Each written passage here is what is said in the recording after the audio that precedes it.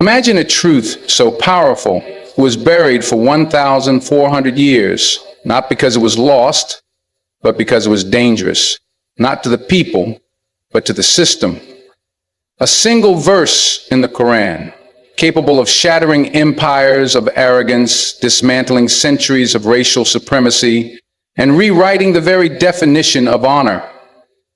They didn't want you to hear it. They didn't want the world to wake up, because if this verse reached your heart, everything you thought you knew about power, about truth, about humanity would collapse. But now, that verse is no longer in the shadows, it's here. And once you hear it, you won't be able to unhear it. So before you scroll away, ask yourself, why would the most liberating words in history be hidden from you, and what happens when the silence breaks? Don't blink, don't skip, because what you're about to hear is not just a speech. It's a revelation long overdue. For over 14 centuries, a treasure lay hidden, not in the sands of Arabia, but in plain sight within the words of a book most in the West were never allowed to truly read, the Quran. A scripture revered by over 1 billion people was too powerful to be ignored. So instead it was misrepresented, mistranslated, and most devastatingly withheld.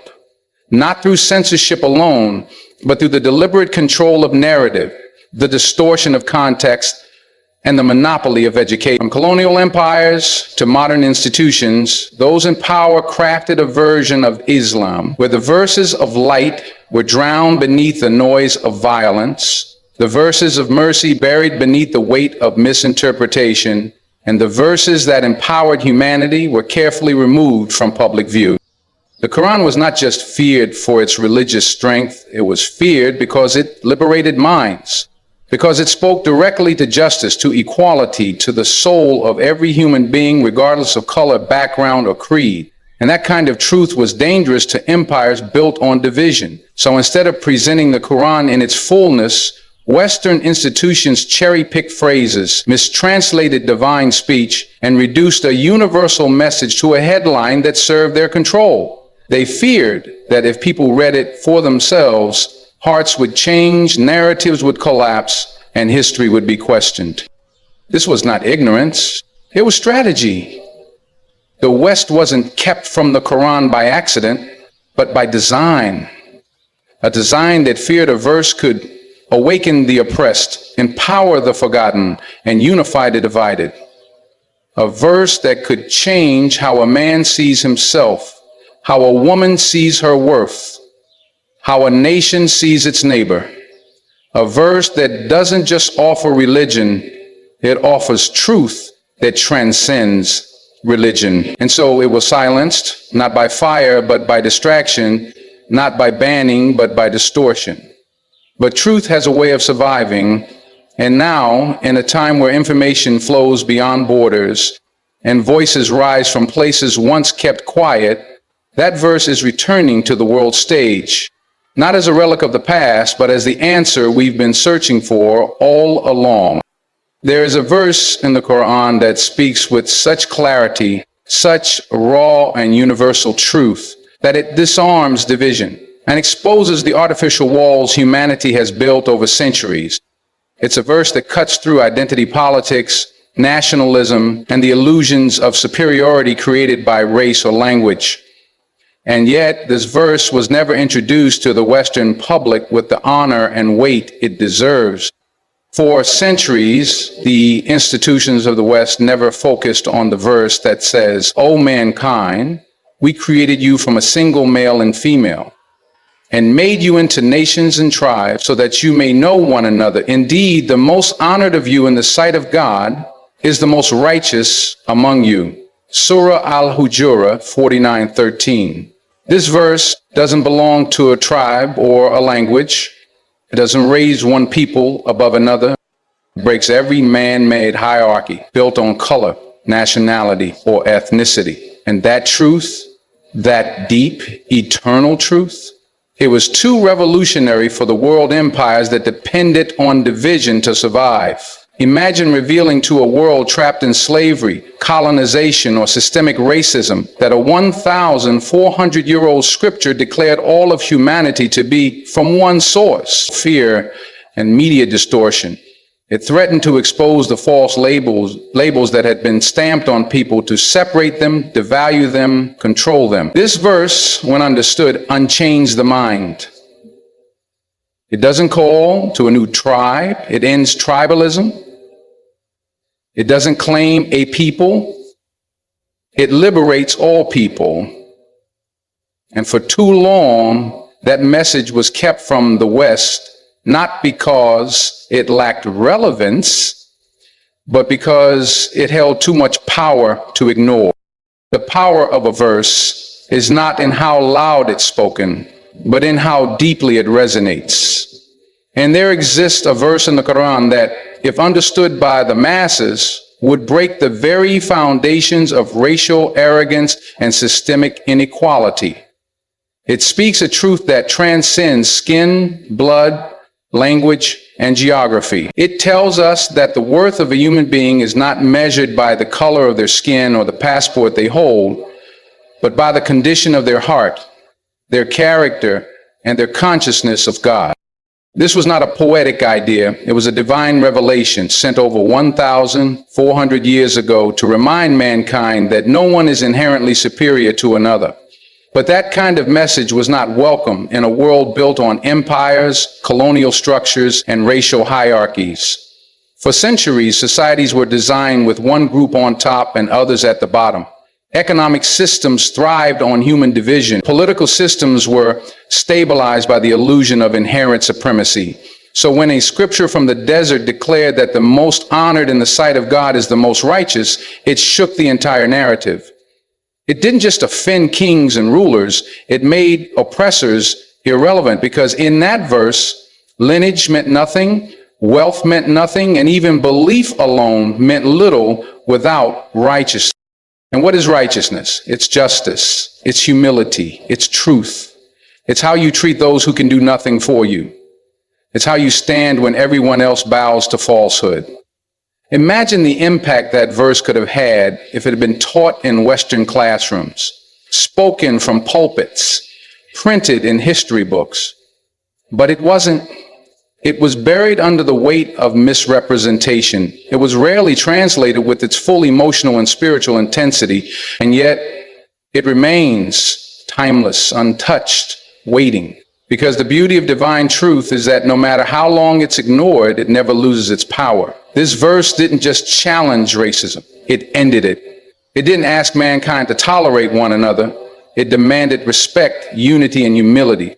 And the world is only now beginning to hear it, not because someone gave permission, but because the human soul can only stay silent for so long when truth is knocking at the door. The fourth key lies in the way this verse dismantles the narrative of the other.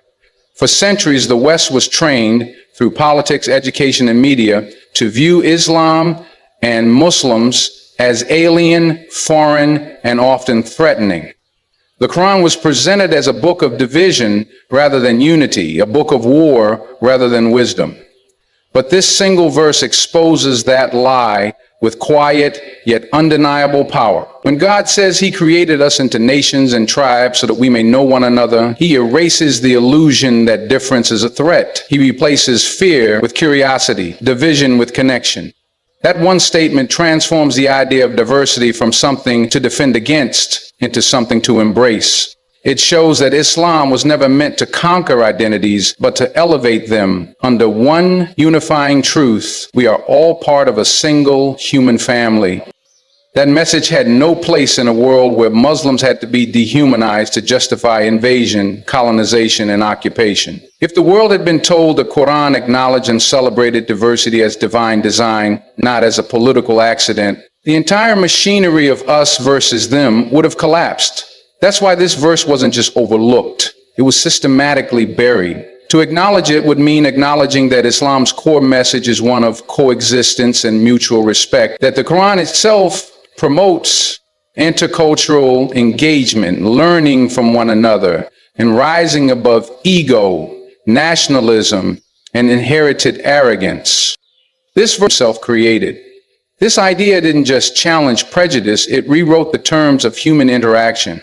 And for the powers that relied on demonizing the unknown, that truth was too dangerous to let the public hear. So they didn't misquote it, they hid it. Because if the world had heard it, they would have started seeing Muslims not as the other, but as reflections of themselves. One of the most profound aspects of this hidden verse is that it defines honor not by status, wealth, ancestry, or power, but by righteousness. In a world where entire societies were built on the illusion of inherited superiority, where kings ruled by bloodline, elites thrived through exploitation, and entire races were deemed less than human, this single line from the Quran challenged the entire foundation of man-made hierarchy. It declared that the only thing that makes a person truly honorable in the sight of God is their taqwa, their consciousness of God, their moral integrity, their inner truth. That was not a message any empire wanted spreading freely, because this verse stripped away the mask.